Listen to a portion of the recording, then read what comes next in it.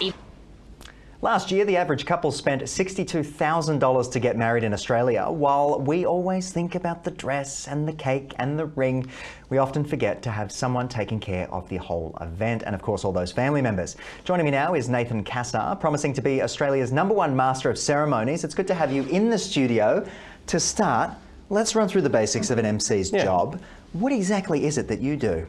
Well, we're essentially the glue that keeps everything together. Often we sort of wear so many hats. We have the event coordinator, we have the hype guy or gal, we are the overall energy and vibe, with the humor, with the life, but we're also like that confidant for our couples as well, to really keep them composed and stress-free and seamless throughout the day. Because that's a big part of it, right? It's almost being sort of a pseudo-sibling to both of them. Yeah, and it's funny because a lot of people think that you have to get somebody who's known to you, like a friend or family. You know, we only account for maybe 5% of weddings, 5 to 7% of weddings throughout the year. Okay. Even though there's thousands of weddings in Australia per year, and so it's often a misconception it has to be somebody who knows you like that. But often, many of my couples comment at the end of the day, and their guests as well, will often remark how well I connected with them and how well I got to know them, simply because we're just the kind of people that really like people. And I think you've touched on it there quite well, as the connection with the people.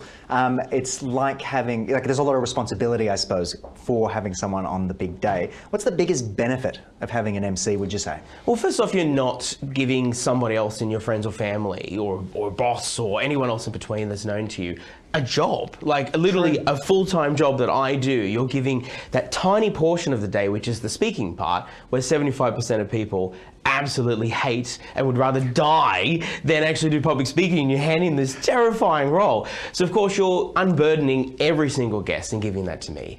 But also you're not placing any unforeseen risks that often can come through from something like that. Okay, so you often find yourself coordinating events, I understand. Do you find it helps the happy couple to have that person who is, as you said earlier, managing certain things? What sort of things are you managing? Are you calling the limo driver? Are you doing this?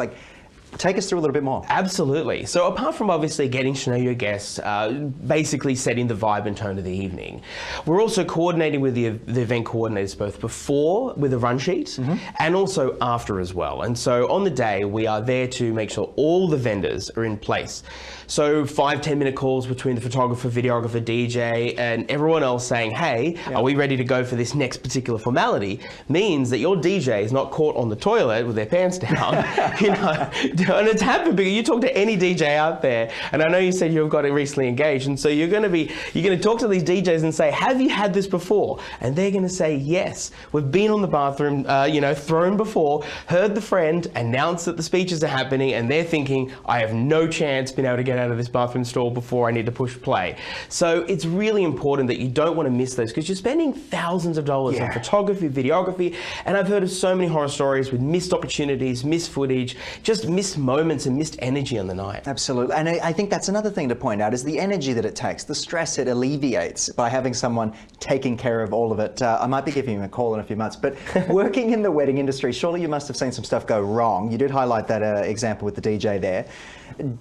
Has there been anything major beyond that that could have been avoided by having an MC? Well, certainly just the lack of control that when you're giving it to a friend or family, it's sort of, we're an authority piece on the day as well. And so, for instance, people feeling as though that they have, like when you give it a friend or family, for instance, the microphone is such a powerful tool. I mean, you use microphones every day, right?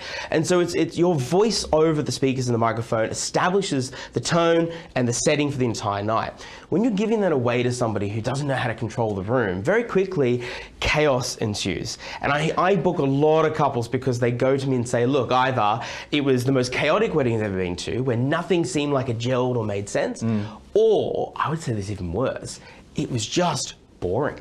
And so those weddings, they don't want a boring wedding. They're spending an average $60,000 plus on their wedding.